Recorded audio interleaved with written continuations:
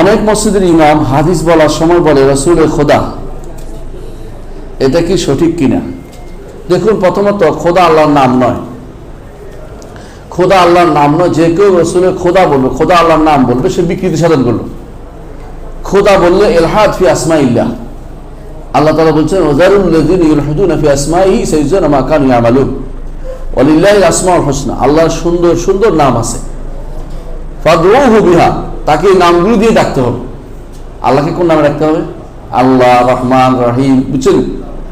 তো যারা আল্লাহর নামকে বিকৃত করে, আল্লাহ তাদের উপরে কঠিন ধমক দিয়েছেন। জারুল লাযিনা, দেখো, ছাড়ো আমাকে, আমি তার দেখি না। আল্লাহর ধরা কি সহজ? হ্যাঁ, আল্লাহর ধরা কি? ইন্না বাতশা রাব্বিকা লাশাদীদ।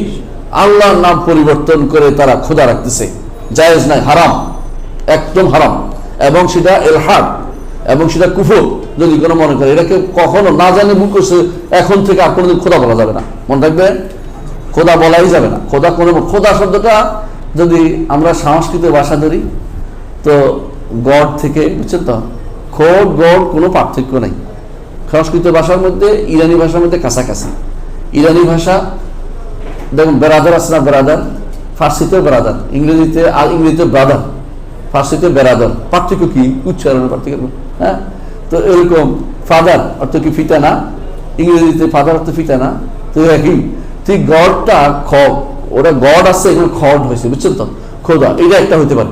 আরেকটা হলো, ইয়া লিখছে আমাদের এক গবেষক আছে, নাম হলো বাইরুনি। বাইরুনি একটা কিতাব আছে, তাহকিক মাআলিল হিন্দ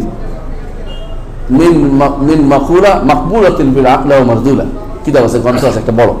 ওটার মধ্যে সে লিখতেছে, না, খোদা শব্দটা আসছে খোদ যিনি স্বয়ং এসেছেন, স্বয়ংভূ যেটাকে বলে হিন্দুরা। স্বয়ংভূ কোনো আমাদের ইসলামের কোনো আল্লাহ তাআলার কোনো নামের অনুবাদ না। আর আল্লাহ তাআলা কোনো নামের অর্থ, এটা কোনো অর্থ দেয় না। আল্লাহ তাআলা প্রত্যেকটি নামের অধীন অর্থ আছে, প্রত্যেক নামের অনেকগুলো সিফাত আছে, এটার অধীন কোনো সিফাত পাওয়া যায় না। সুতরাং এটা নাম হইতে পারে না।